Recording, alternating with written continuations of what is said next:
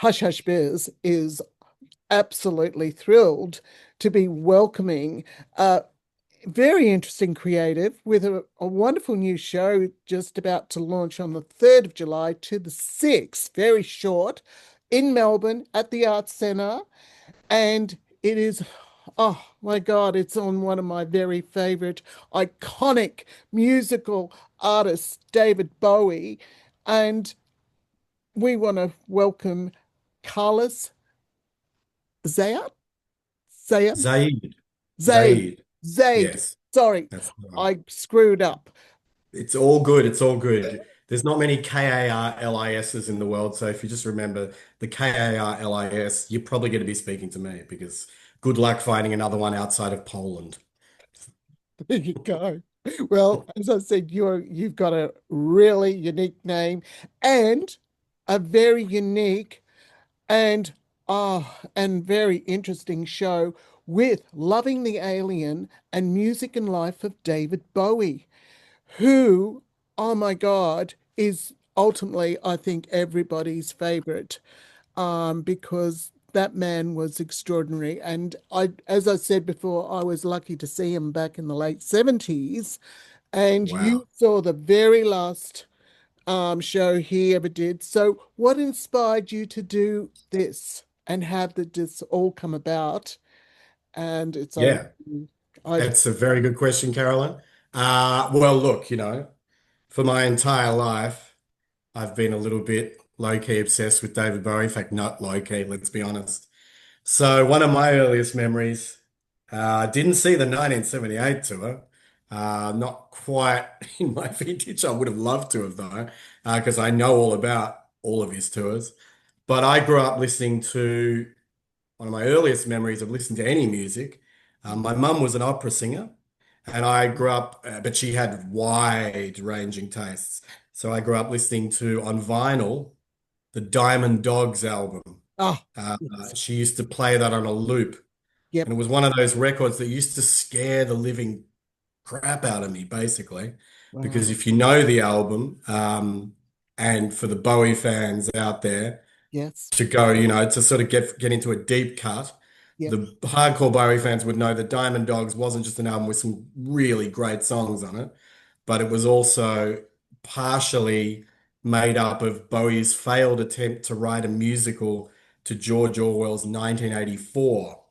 So it's a very dark, dark album indeed. And a lot of the songs that were not the hits were the yeah. songs that I listened to on rotation as a kid. And along with the War of the Worlds soundtrack, which came out around the same time, used to scare the crap out of me. But I've always been fascinated with things that unnerve me or give me nightmares. And it literally gave me nightmares. And of course, there's that cover. He's on the cover, right? And he's half human, Yeah, half dog, which yes. is a very disturbing Image. animation, painting of him, and sort of like summed up the man with the thousand masks, right? Yeah. So from that point on, I was always a little bit fascinated by who is this guy with this really dark, weird album, and he's half dog, half man. What's going on here? Because I was like, I wasn't in double digits at that point. So yeah, and then as I grew up as an actor and a singer and a writer, and the obsession just grew because every couple of years Bowie would be someone completely different. Um, and of course, David Bowie's not even his real name. So yeah, so it was a long obsession, very long time, A very long time. My God. which is now crystallizing into me finally doing something that none of my close friends are surprised at all. They're like, oh, he's doing a Bowie show. Well, that makes perfect sense because they know that the degree to which my obsession has stretched, and it's been something I've been working on for quite some time. And to be honest, I actually first thought of doing a show with Bowie's music in it when he was still alive. So we're talking like 10 years ago. Um, but then when the great man passed, I of course shelved the project for many years out of respect because I thought, no, I'm not going to be doing that show, maybe ever.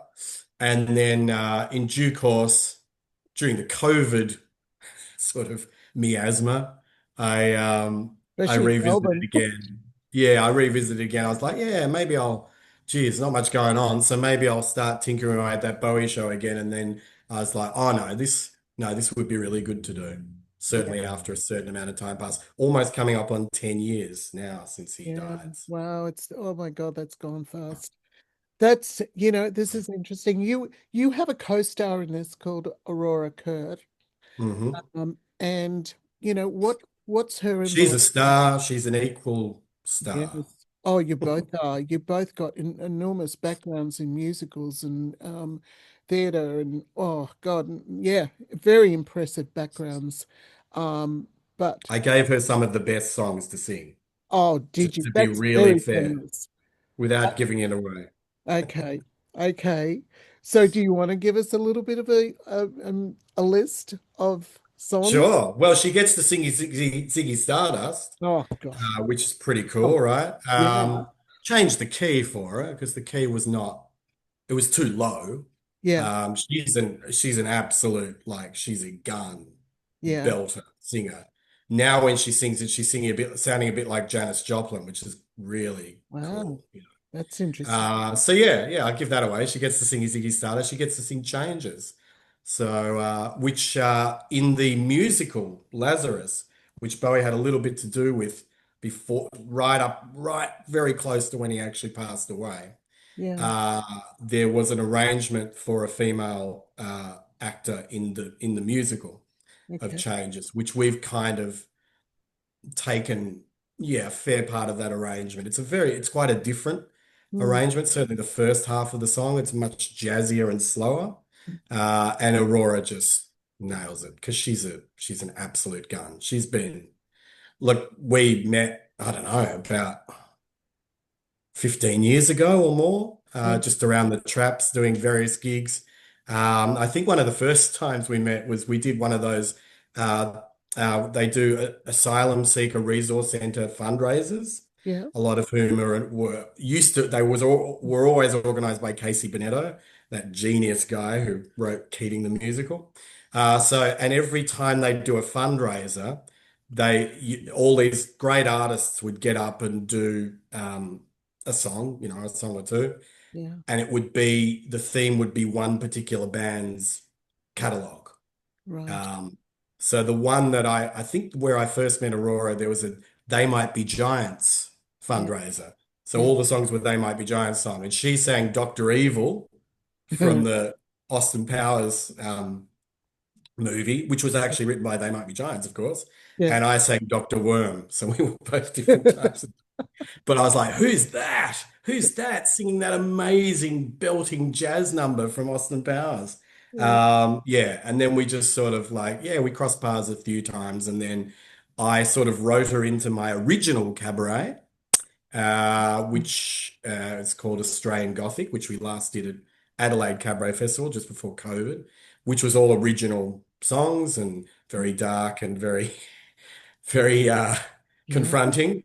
Yeah. And yeah, so she's sort of been my muse for a little bit then, really, because we did a few incarnations of that. And the last time we did it was 2019, just before COVID. Mm, And then when I was thinking of doing this show, I was like, well, I don't want to be just me because no one's playing David Bowie in the show. Should make that very clear. That would be a mm. little bit sacrilegious, I think, and could also have some legal ramifications. So I Really? was like, I don't want it to be just me. It'd be great if there's a female voice as well to Yeah. some of these songs because, and I was always going to be Aurora. I was like, Well, he had that energy too. He was very well, of course he did. You're female. Yeah. quite right. Yeah. So Mm. that is very clever, of And you. we do talk about that. That comes up because the whole uh, raison d'etre of the show is we find out who the real David Bowie was, which is a satanically difficult question to answer because he was notoriously evasive and Yeah. he would just lie in interviews. So I've read more biographies about Bowie than I can remember. I know more about David Bowie than anyone in Australia, Wow. perhaps, perhaps. Uh, We'll find out but after this even show. yes, exactly right. Even you can read all these biographies from, some of them are very good. Some of them biographies I've read, honestly, as a fan, I'm like, yeah, that's not a great biography. But some are excellent. Yeah. I can name some of them.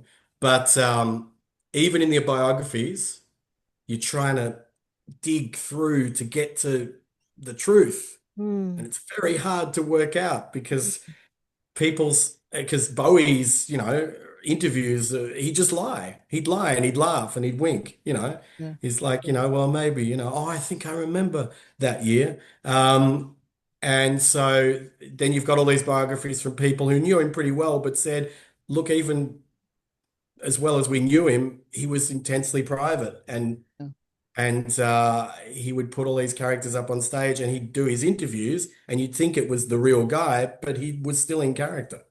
Yeah. So it's very hard to work out who the real David Bowie is, but that is what we're doing in Loving the Alien. I We can't. Oh, find out who the real David Bowie was. that's amazing, Carlos. Tell me, I know this is strictly in Melbourne right now, but obviously, is there a chance that this could be toured to Oh, other? most definitely. Yeah. Most definitely. This is just the launch. This is to Yeah. get the show up and running. And I thought, Yeah. there were some potential options, certainly of it starting in another state. Yeah. But this time out about, I thought I'm from Melbourne, so we'll do it at Oh, home doing your and get it up and running. So yeah, I thought I'd go big to the art centers, like is a big way to start yeah. off a new show. Yeah. But oh yeah, there's certainly I'm already thinking about all the places I'd like to take the show for quite some time until I get bored of singing David Bowie songs, which I I don't don't think know you will. If you're when that might happen. And I've got an awesome two-piece band, amazingly, a oh, two-piece band. I've got an incredible musical director, yeah. Andrew Patterson, who's played for pretty much every musical that comes to Yeah. Australia. He's played for. Wow. Um, yeah, he's currently doing I think he's playing for Annie at the moment, but he's still doing our show. Okay. Um, Okay. and he brought in a fantastic guitarist, a Finnish guy. I haven't met too many Finnish people, but he's a lovely No. bloke. Wow. Aaron Sirianen, and I'm pretty sure I've pronounced his surname correctly. And That's he's a fantastic rock and roll guitarist. So yeah. he plays acoustic guitar and he plays lead guitar, which of course was key because Andrew said, "Look, I can do everything else. He'll have a baby grand piano there, which will be specky. He'll bring his keyboards in, he'll bring his, computers in, and Yeah. he has sequenced all the songs, and Mm, it's amazing. All the drum parts, all the bass loops. He's able to do all of that, and mm, he'll play live. But he said the one thing that we're going to need can do the drums and do the bass and all the loops, and I can do strings, mm, but you're going to want a rock and roll guitar. And I'm like, yeah, cool. All right, fair enough. So he selected Aaron because he's, been in bands with him and musicals with him. yeah. And I just had total faith in him. And we had our studio rehearsal last Sunday where we, went into a proper sound studio. First time I'd met Aaron and amazing. He does this incredible flamenco acoustic flamenco guitar intro to Let's Dance. It's a Wow. very different version of Let's Dance. And I popped it up on my Insta page and the socials because I was just like, and that's one of the first things I saw him do, this incredible flamenco intro to Let's Dance. And I'm like, wow. And he, straight off the bat, we walk into the chords from Rebel Rebel. So, yeah, it'll be as rock and roll as one of the smaller venues that the Art Centre can handle.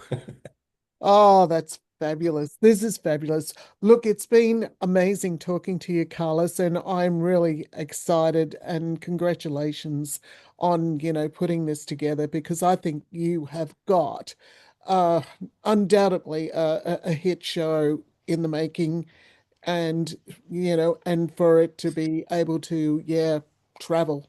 It's going to be amazing. Amazing. That's what we're gunning for, with Yeah. maximum respect to the man upstairs, of Well, course. I'm sure the man upstairs will be, yes, saying thank you. He was, I think, a very humble and man full of gratitude. So, you know, This is what I strongly believe, Carol. yeah, Exactly. Yeah. We will explore these things, but Yes. this is certainly the impression of him and I that I have always had. Yes, I felt that energy always from him. So, yes.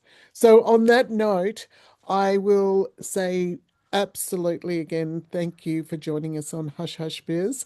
We will, Thank you, Carolyn. As Bowie would say, well, love on you. thank you. All the best, Carlos, and we'll see Thank you you. again hopefully soon. Bye.